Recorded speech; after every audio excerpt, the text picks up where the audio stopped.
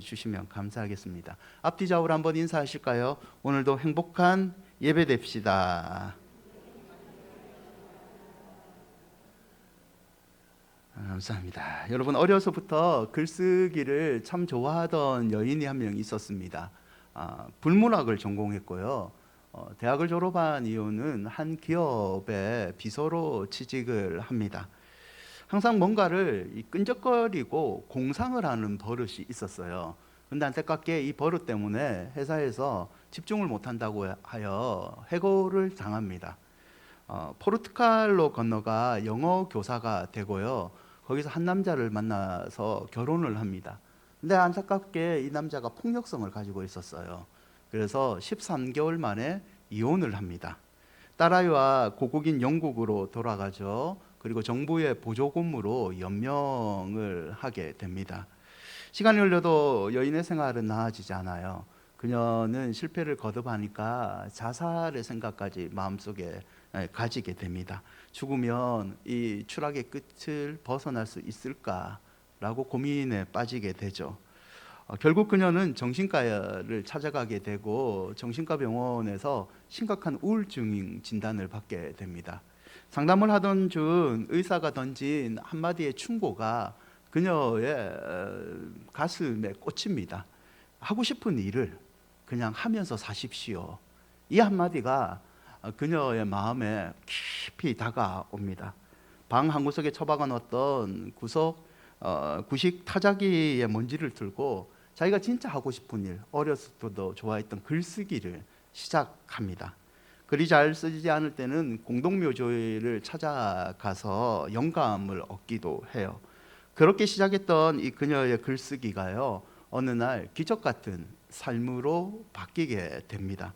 그녀의 작품이 3억 3,950만 권이 팔리는 세계 최고의 베스트셀러가 됩니다. 영국의 더 선이라는 잡지에서는 6조 5천억의 손수익을 얻은 그녀의 삶을 극찬합니다. 기적의 주인공이다. 그리고 그녀는 현재에도 자신이 써낸 모든 작품들이 세계 판매 부수 1, 2위권, 상위권에 늘 랭킹이 됩니다. 이 여자의 이름은요, 조앤 캐 롤링입니다. 이름만 말하시면 잘 모르시는데 사진을 한번 보여주실래요? 이분이 지은 세계적인 작품은 해리포터 시리즈라고 소설과 그리고 영화로도 많이 사람들에게 감동을 주고 있는 작품이죠. 여러분, 우리는 기적이 필요한 시대를 살고 있습니다. 기적이 우리 삶 가운데 다가오기를 바라고 있죠. 사방의 어느 일을 둘러봐도 답답하고 힘든 현실 가운데 우리는 살아가다가 보니까 나아질 거라고 말하지만 여전히 바닥 속을 헤매고 있다 보니까 우리에게는요, 진짜 기적이 필요합니다. 어떨 때는 너무 기적이 필요한지 그냥 지금 천국에 바로 가고 싶다, 천국에서 삶을 살고 싶다라는 말까지 하죠. 오늘 본문의 이스라엘은요, 로마의 식민지의 삶을 살고 있었습니다. 로마는 이스라엘을 잘 통치하기 위해서 총독을 파견합니다. 또한 유대인들에게 효과적인 통치를 위해서 그들의 왕을 인정해주고 세워줍니다. 그 왕이 바로 헤롯의 왕가입니다. 요한복음 4장 46절을 보면 예수님께서 다시 갈릴리 가나에 이르셨을 때 왕의 신하 한 명이 예수님에게 찾아옵니다. 갈릴리와 그리고 이 베레아 지역을 다스리는 왕은 헤롯 안티파스라고 불립니다. 성경의 왕의 신하는 바실리코스라고 번역되는데요, 왕족 혹은 왕의 옆에 속한 사람이라는 형용사입니다. 그래서 아마 이 신하는 그 지역을 다스리고 있는 헤롯 안티파스의 신하, 특별히 고위 간직에 있는 사람인 것 같습니다. 당대의 부귀영화를 누리던 고위 관리가 어느 날 위기를 맞이하게 됩니다. 46절을 다시 보시면 하반절에 그 위기가 기록되어 있는데요, 그의 아들이 가버나움에서 병에 들었다라고 기록되어 있죠. 아들이 병에 걸렸습니다. 46절에 그의 아들을 원문적으로 보시면 정관사가 붙어 있습니다. 이 말은 외아들이라는 뜻이죠. 하나밖에 없는 아들이 죽을 병에 걸렸습니다. 권세와 돈이 가지고 있는 고위 간직에 있는 사람이지만 아들의 병에 관해서는 속수무책이었습니다. 그래서 그는 위기 상황에서 위기를 이겨내기 위해서 예수님을 찾아옵니다. 그가 있던 가버나움 그리고 예수님이 있는 가나안은요 35km 이상 떨어진 당시로는 먼 거리에 해당하는 거리입니다. 더구나 그는 고위관리이고 그가 찾아가려고는 예수님은요 아직까지는 젊은 나이에 그렇게 알려지지 않은 상태였습니다. 쉽지 않죠. 고위관리에 있는 사람들이 사회적 지위와 명성을 가진 사람이 젊은 예수를 찾아가 도움을 요청하는 것은 쉽지 않습니다. 요한복음 4장 47절을 보면 그럼에도 불구하고 아들을 살리기 위해서 그는 소문으로 들렸던 환자를 고치시는 예수님의 소문을 듣고 가서 예수님 앞에 자신의 모든 것을 다 내려놓고 청합니다. 내 아들을 고쳐달라고. 53절을 보면 예수님께 청했던 그의 간청이 통했는지 예수께서 네 아들이 살아났다 말씀하심으로 고쳐주십니다. 그리고 그 집안이 다 구원을 얻게 되죠. 사랑하는 여러분, 인생의 위기는 누구에게나 예외가 없습니다. 그 깊이와 정도의 차이일 뿐이지 여러 가지 형태로 우리에게는 위기가 찾아옵니다. 본문의 사건에서 우리가 알 수 있는 것은요, 이 위기는 성도에게 또 다른 기회가 될 수 있다는 겁니다. 왜입니까? 위기 속에서 하나님을 만나면 이 위기가 기회가로 바뀌는 기적이 우리 삶 가운데 경험되기 때문이죠. 물론 반대의 상황도 있습니다. 여러분, 물에 빠지면 지푸라기라도 잡아야 된다라는 말이 있습니다. 근데 잡을 거면 든든한 밧줄을 잡으시지 왜 지푸라기를 잡으십니까? 지푸라기를 잡으면 다 빠져 죽습니다. 물에 사람들을 구하러 갈 때 이 구조원들에게 교육시키는 훈련 가운데 하나가 정면에 가서 잡지 말라, 뒤로 돌아가서 몰래 목을 껴안아라, 이런 말이 있습니다. 왜죠? 물에 빠진 사람은 지푸라기 밧줄 안 잡습니다. 자기를 구하러 오는 사람의 머리채를 잡아 뜯어버립니다. 그래서 같이 죽기 때문에. 맞죠? 여러분, 이게 무슨 말입니까? 결국 위기 속에서 우리를 구원할 거는 사람으로도, 아무리 우리가 부럽고 능력 있다고 생각하는 사람으로도 할 수 없는 상황이 있다는 말입니다. 위기 상황에서 성도는요, 결국 사람이나 경험을 찾는 것이 아니라 참 우리를 구원해 줘야 돼, 구원해 주시는 하나님, 그 하나님을 꽉 붙잡을 때 기적을 맛볼 수 있다는 거죠. 여러분, 생각해 보십시오. 홍해의 기적이 언제 이루어집니까? 평탄할 때 이루어졌나요? 이스라엘이 강국이었을 때? 아닙니다. 홍해의 기적은 사방이 막혔을 때, 앞에 바다가 가로막고 뒤에 애굽의 군사들이 쫓아오는 사방이 다 막혀 포기했을 때, 하나님만 의지했을 때 홍해의 기적은 이루어졌습니다. 가나 혼인잔치에 물이 포도주로 변하는 기적은요, 여러분, 포도주가 부족할 때 일어났습니다. 여러분, 위기가 없으면 어쩌면 성도에게는 기회와 기적을 체험하는 신앙의 성숙도 없습니다. 인생의 위기는 하나님의 기적을 경험할 수 있는 좋은 기회라는 거죠. 그러므로 성도는요, 믿음의 시각을 바꿔봐야 되는 필요가 있는데요, 고난을 단순히 고난으로 보지 말고 하나님의 기적을 체험하는 축복으로 믿고 하나님을 꽉 붙들어야 될 줄 믿습니다. 오늘 말씀을 통하여 여러분의 삶의 위기가 기회로 바뀌는 기적을 체험하시기를 축원드립니다. 여러분, 오늘 본문의 신하의 아들을 치유하는 이 사건은요, 우리에게 기적을 체험하는 참믿음, 기적을 체험하기 위해 소유해야 되는 이 참믿음에 관해서 교훈해 주고 있는데요, 본문이 말하는 그 첫 번째는 순수한 마음입니다. 왕의 신하가 처음 찾아와서 간청했을 때 여러분, 예수님의 반응을 보시면 48절인데요, 예수께서 이르시되 너희는 표적과 기사를 보지 못하며 도무지 믿지 아니하느냐. 간청을 하러 온 사람에게 예수님이요, 살갑게 대하지 않습니다. 되게 냉랭하게 대하십니다. 예수님이 네 아들을 고치는 게 무슨 상관이 있느냐, 꼭 기적을 보여야지 난 믿을래? 라고 되게 차갑게 얘기하십니다. 하지만 이 사건의 본문 전체를 살펴보면 예수님이 이 사람을 물리치려는 의도가 아니라 이 왕의 신하에게 참 믿음을 주시기 위한 의도였음을 우리는 알 수 있습니다. 여러분, 지금 예수님을 찾아온 왕의 신하는요, 완전한 믿음, 하나님의 아들 예수 그리스도를 믿는 온전한 믿음을 가진 사람이 아닙니다. 그는 기적, 자신의 아들을 치유하기는 현상적인 기적만 바라는 신앙을 가진 사람이죠. 예수를 따르기보다는 기적을 구하는 신앙을 가졌기 때문에 예수님께서 그에게 참된 기적을 이룬 사람이 누구인지 오늘 가르쳐 주고 있는 겁니다. 여러분, 우리는 기적을 믿습니다. 기적을 배척하는 우리는 신앙의 기독교가 아닙니다. 지금도 급하고 강한 기적의 역사가 오지의 선교사님들 사역에서는 분명히 일어나고 있습니다. 또한 예수님은 하나님의 아들이기 때문에 기적을 충분히 행할 수 있습니다. 하지만 기적만 바라는 믿음은 신앙생활에서 문제가 될 수 있다는 거죠. 왜입니까? 기적을 보면 믿겠다. 이 말은 뭐죠? 기적을 보여주지 않으면 믿지 않겠다는 말과 똑같은 겁니다. 여러분, 더 솔직하게 얘기하면 기적을 보여주면 믿겠다는 믿음은요, 믿음이 아니라 하나님과의 거래입니다. 거래. 내가 하나님과 거래를 제안하는 겁니다. 이런 믿음은 나쁜 의미로서의 실리주의입니다. 내게 이득이 없으면 신앙생활 하지 않겠다. 내게 이득 없으면 교회 나와서 믿음 생활을 하지 않겠다. 이런 말과 똑같은 거죠.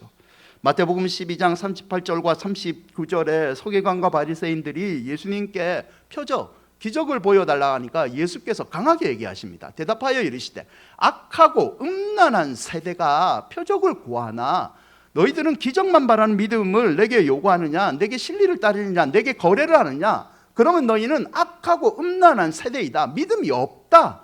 너희는 사단과 같은 죄인이다 라고 예수님은 기적만 가지는 믿음은 잘못됐다고 우리에게 얘기하고 계시죠. 반대로 예수님은 기적 이전에 순수하게 표적과 상관없이 자신을 따르는 이 순수한 믿음을 원하십니다. 요한복음 20장 29절인데요. 함께 읽을까요? 예수께서 이르시되 너는 나를 보고로 믿느냐? 보지 못하고 믿는 자들은 복되도다. 아멘. 예수님은 보지 못하고도 믿는 이 믿음이 세상 얻은 믿음보다 귀하고 복된 믿음임을 권면하고 계십니다. 그래서 오늘 왕의 신하에게도 예수님은 단순히 기적만 바라지 말고 예수님 자신, 하나님의 아들인 기적을 만드시는 예수님 자신을 믿으라고 말씀하신 거죠. 49절을 보실래요? 신하가 이르되 주여 내 아이가 죽기 전에 내려오소서. 아직까지 온전한 믿음을 가지 못한 신하는요, 아들이 죽기 전에 빨리 가자고 예수님을 조릅니다. 이 말을 통해 우리는 신하의 믿음이 예수님을 하나님의 아들로 믿는 것이 아니라 자기 생각과 자기 기준대로 예수를 그냥 용한 의사로 생각하는 믿음임을 알 수 있습니다. 여러분, 만일 예수님이 하나님의 아들로 확실히 그가 믿었다면 예수님, 당신이 하신 모든 말씀대로 내가 순종하겠습니다 라는 믿음대로 했으면 그 자리에서 바로 아들은 낳을 수 있을 겁니다. 여러분, 믿음은요, 순수하게 하나님을 따르는 겁니다. 하나님과 거래하는 거, 그거 여러분 믿음으로 착각하지 마십시오. 저도 그런 착각에 많이 빠지는데 그건 믿음이 아닙니다. 그건 거래죠. 하나님을 하나님대로 그대로 믿고 따르는 거, 하나님은 이런 분이다, 내 생각과 내 기준이 아닌 말씀을 그대로 받아들이고 그 믿음대로 가는 거, 4장 50절의 말씀처럼 믿고 가더니라는 순수한 마음을 가지고 예수님을 말씀을 믿는 거, 그게 바로 믿음인 거죠. 마태복음 18장 3절인데요. 이르시되 진실로 너희에게 이르노니 너희가 돌이켜 어린아이들과 같이 되지 않으면 결단코 천국에 들어가지 못하니라. 죽음으로 말미암아 지옥에 갈 수밖에 없는 영혼이 천국으로 가는 것은 이 세상 어떤 기적보다 가장 큰 기적입니다. 그런데 예수께서 친히 얘기하시기를 어린아이와 같이 되지 않으면 너희들 천국에 들어갈 수 없다라고 얘기하십니다. 어린아이와 같이 되는 건 뭔가요? 겉과 속이 나눠지지 않는 그런 단순한 마음입니다. 하나님을 하나님대로 믿는 것, 장대와 계산을 하지 않고 하나님의 말씀을 그대로 받아들이는 것, 그런 순수한 믿음을 가진 자가 천국을 소유할 수 있는 복된 자가 될 수 있다고 예수님께서는 가르쳐 주셨습니다. 사랑하는 여러분, 순수해야 참된 믿음이 생깁니다. 하나님을 그대로 믿어야 거래를 하는 것이 아니라 그분을 그대로 믿을 때 하나님께서 우리에게 기적의 복을 주시는 거죠. 마가복음 14장 9절에 마리아가 나오죠. 마리아가 순전한 나드 하나를 예수님께 붓습니다.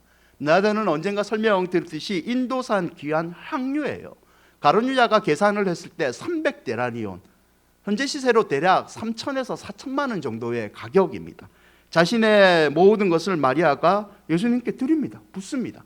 여러분, 그러나 이 성경을 보시면 어느 곳에서도 마리아가 계산을 하고 예수님께 드렸다는 말이 없습니다. 예수님이 이 정도 4천만 원 드렸으니까 저한테 권력의 자리를 약속해 주십시오. 이 정도 드렸으니까 이런 요구가 전혀 없습니다. 그녀는 순수하게 계산하지 않고 예수님께 자신의 믿음을 보여준 거죠. 전도서 7장 14절을 함께 읽을까요? 형통한 날에는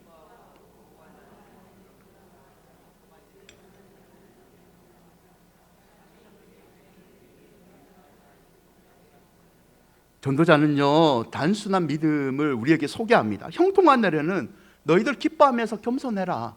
공고한 날에는 단순하게 너희의 이 공감을 이기게 하신 주권적인 하나님을 믿어라. 사랑하는 여러분, 저는 요즘 이런 고민들을 많이 빠집니다. 하나님은 우리에게 믿음을 단순하게 가르쳐 주셨는데 우리가 이 믿음을 너무 복잡하게 계산하면서 생각함으로 우리 스스로 믿음이 사라지고 있지는 않은가? 사랑하는 여러분, 이 전도자의 권면을 여러분 마음속에 생기십시오. 여러분, 단순하게 하나님을 믿으십시오. 여러분의 삶이 복되시면 복된 삶을 주신 하나님께 감사의 고백을 드리시고, 여러분의 삶에 공고한다면 이 공고함도 이기게 만드시는 하나님을 단순하게 믿고 따라가시기를 바랍니다. 여러분, 잊지 마십시오. 믿음은 환경과 상관없어야 됩니다. 믿음은 결과와 상관없어야 됩니다. 믿음은 끝까지 믿음을 주신 하나님을 믿는 순수함이라는 것을 잊지 마시고 오늘 말씀을 통하여 다시 이 순수한 믿음을 회복하시기를 축원드립니다. 둘째, 본문이 가르쳐주는 참된 믿음은요, 말씀 순종입니다. 요한복음 4장 50절에 예수께서 이르시되 가라, 네 아들이 살아있다 하시니 그 사람이 예수께서 하신 말씀을 믿고 가더니, 살았다, 살아있다, 이 말은 헬라어 원문을 보면 현재형입니다. 무슨 뜻이냐면 지금 네 아들이 병에 걸려 시들시들하는 것이 아니라 회복되었으니까 걱정 말고 내 말 믿고 그냥 너는 집으로 가라, 이런 뜻입니다. 여러분, 신하는요, 아직까지 자기 아들이 병에 걸렸다고 생각을 합니다. 마음속으로 이런 생각을 할 수도 있죠. 장난치는 것도 아니고 내가 35km라는 먼 거리를 찾아왔는데 무슨 아들이 살아났다는 말 장난치는 것도 아니고 나보고 집으로 가라는데 이게 믿어지겠습니까? 그럼에도 불구하고요, 4장 50절을 다시 보시면 신하는요, 말씀을 믿고 갔습니다. 예수님의 말씀을 믿음으로 순종하는 모습을 보여줍니다. 51절을 보세요. 내려가는 길에, 집으로 돌아가는 길에, 예수님 말 믿고 가는 길에 종들을 만납니다. 그런데 그 종들이 신하에게 아이가 살아났다는 소식을 전해주죠. 52절과 53절을 보시면 신하가 언제 내 아이의 병이 나았느냐 물어보니까 어제 7시라고 얘기를 합니다. 그의 아버지가 예수께서 네 아들이 살아있다, 집으로 돌아가라 라고 말씀하신 때, 그때와 아들이 살아난 때가 같다는 것을 깨닫게 됩니다. 제7시 오후 1시에 아들이 살아간 거죠. 여러분, 무엇을 보여줍니까? 예수님이 말씀하시면 아멘으로 믿고 순종했을 때 복이 찾아온다, 이 단순한 교훈을 주고 있는 겁니다. 여러분, 우리는요, 저도 그런 사람이지만 모든 것을 결정할 때 감정으로 많이 결정합니다. 사람과의 관계를 결정할 때도 되게 감정에 많이 충실한 것 같아요. 여러분, 그러나 이 감정은 우리에게 도움이 되는 것 같지만 절대적이지 않습니다. 감정은요, 환경에 따라 수시로 변하고 반응도 우리가 예측할 수 없을 정도로 천차만별입니다. 그래서 절대적인 근거가 될 수 없죠. 우린요, 성도답게 감정 대신 하나님의 말씀을 절대적인 근거로 삼아야 됩니다. 하나님이 주신 말씀, 이 말씀을 우리가 붙잡을 때 기적이 우리 삶 가운데 다가오는 거죠. 여러분, 물론 기적이 여러분의 삶 가운데 당장 오지 않을 때가 더 많습니다. 하지만 더 엄밀히 얘기하면 기적은요, 내 영역이 아닙니다. 하나님의 주권적인 영역이죠. 하나님이 섭리 가운데 하나님 판단하셔서 이렇게도 주시고 저렇게도 주시는 것, 그게 기적이죠. 성도는 이걸 믿는다면 그 하나님의 말씀대로 순종하며 감사로 기다리면 되는 겁니다. 사랑하는 여러분, 기적이 나타나지 않아도 말씀 붙잡는 이 믿음을 잃지 마시기를 바랍니다. 끝까지 기다리면 하나님께서 생각지 못한 또 다른 기적을 순종하는 자에게 주실 줄 믿습니다. 말씀 순종, 이 단순한 믿음이 참된 믿음이고 성도의 무기라는 것을 잊지 않는다면 저와 여러분은 반드시 삶이 변하는 기적을 맛볼 줄 믿습니다. 여러분, 말씀을 맺고자 합니다. 설교를 준비하면서 이 땅에서, 이 세상 살면서 진짜 사람들이 놀랄만한 기적은 무엇이 있을까 열심히 검색을 해봤습니다. 딱 놓는 게 뭐냐면 예수의 부활이다. 목사답게 아멘을 해야 되는데 너무 싱겁다라는 생각이 들어서 계속 찾아봤습니다. 찾아보니까 2020년 월드컵 4강이다 이런 말도 나오고, 그러다가 한 문구를 발견하게 되는데요, 누가 말했는지는 밝혀지지 않는데 사람들이 참 좋아하는 문구더라고요. 이런 문구였습니다. 기적은 철저히 계산되어 있다. 아무것도 하지 않으면 아무 일도 일어나지 않는다. 여러분, 이 단순한 말이 확 다가오는 거예요. 그러다가 생각하는 게 그거죠. 하나님께 받는 기적도 하나님의 섭리 가운데 철저하게 계산되어 있다.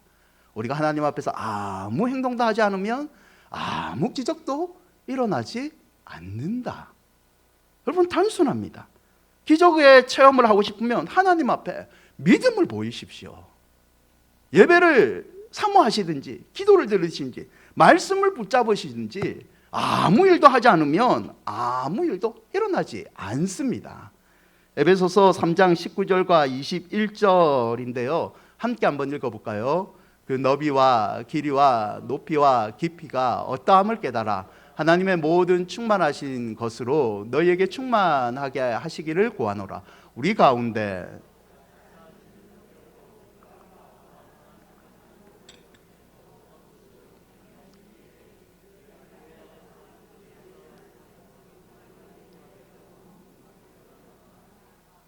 너비와 깊이와 높이, 길이, 여러분, 하나님의 존재는요, 우리가 생각하는 것보다 더 크신 분이십니다. 우리가 간구하는 것보다 하나님 그분은 능력을 많이 갖고 계십니다. 그래서 기적이 필요할 때 부족한 것은 하나님의 능력이 아니라 우리의 믿음이죠. 구하지 않든 하나님 앞에서 내려놓지 못하는 우리의 부족한 믿음이죠. 여러분, 그러므로 순수하게 크신 하나님을 따라가시기 바랍니다. 크신 하나님이 우리에게 주신 말씀, 그 말씀을 꽉 한번 붙잡고 가시기를 바랍니다. 여러분, 혹시 고난 가운데 하나님이 침묵하시는 것처럼 느낄 때가 있죠. 그렇지만 하나님은 잠자는 분이 절대 아니십니다. 결코 침묵하지 않으십니다. 내가 알지 못하는 다른 방식으로 하나님은 이미 기적의 삶을 준비하고 역사하고 계십니다. 아무쪼록 하나님을 믿는 순수한 마음, 그리고 말씀 붙잡는 이 순종의 마음으로 기적을 체험하시기를 주의 이름으로 축원드립니다. 우리 찬양하시죠. 이 눈에 안문 증거 아니베요.